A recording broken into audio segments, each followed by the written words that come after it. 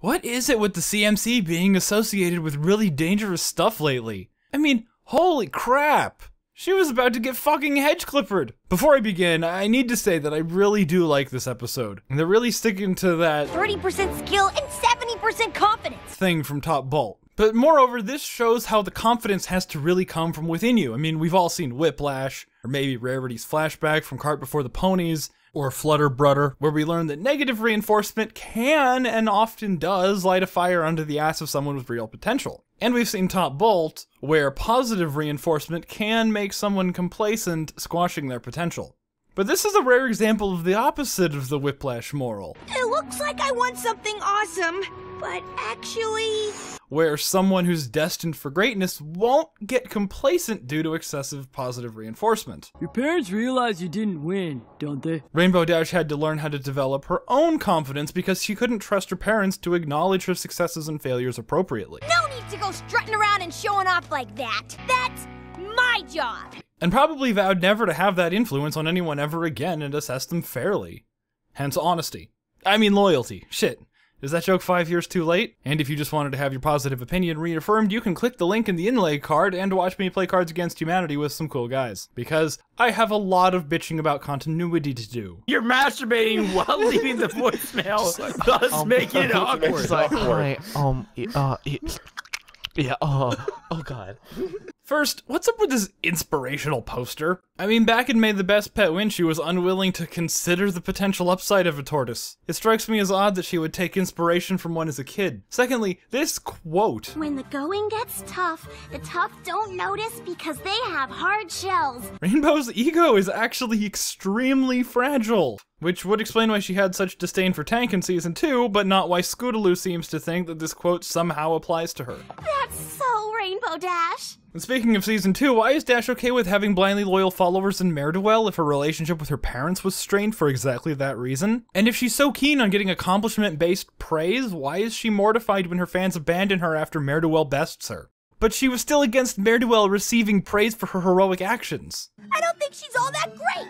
Yes, I am aware that Mare-Do-Well has that great scene where Rainbow Dash exudes self-confidence. I'm still awesome. They're wrong. But she's so firmly on both sides of this issue that it's unlikely that she had a disdain for cheerleading ingrained from a very young age. And this doesn't only apply to the conflict in that episode that everyone hates, it also conflicts heavily with Newbie Dash. I mean, do I show up wearing sunglasses or not? You know, that episode that nobody really liked. Oh, and Hurricane Fluttershy. You did awesome, Fluttershy.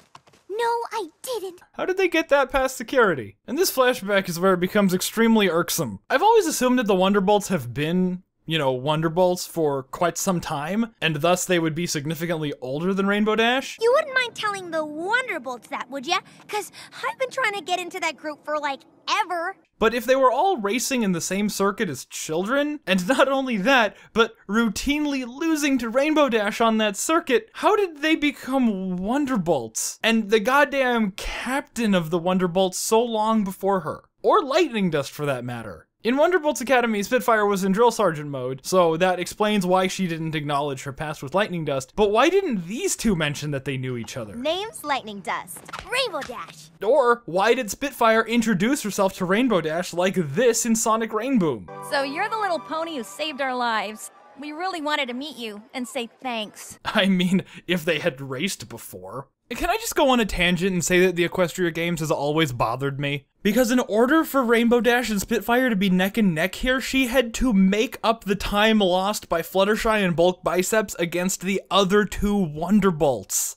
Like, Rainbow's top speed must be like 10 times Spitfire's. And I can't really back that up mathematically, but Fluttershy and Bulk Biceps are slow. So Spitfire had a stupidly large head start. But this is like a post-record, so prepare for a jarring transition back into the original part of the review. Rainbow Dash grew up idolizing the Wonderbolts, didn't she? And at what point did she look at the new Wonderbolts and go, are those the bitches I smoked when I was like 8? So does Scootaloo not have parents, or are they just assholes? You know, if I had my druthers, I would have added one joke to this episode. Like, after Rainbow's parents showed up, Spitfire would turn to Rainbow Dash and say something like, so, do you still want us to stop calling you Rainbow Crash? 'Cause I can come up with a few new nicknames after this. I don't know, I think it would be funny. And this thing isn't continuity, it's more of just a headcanon gone wrong. But I always imagined that Rainbow Dash's parents were different from this. Because she says her middle name is Danger in Mare-Do-Well. Rainbow Danger Dash. And she says her middle name is Professionalism in Flight to the Finish.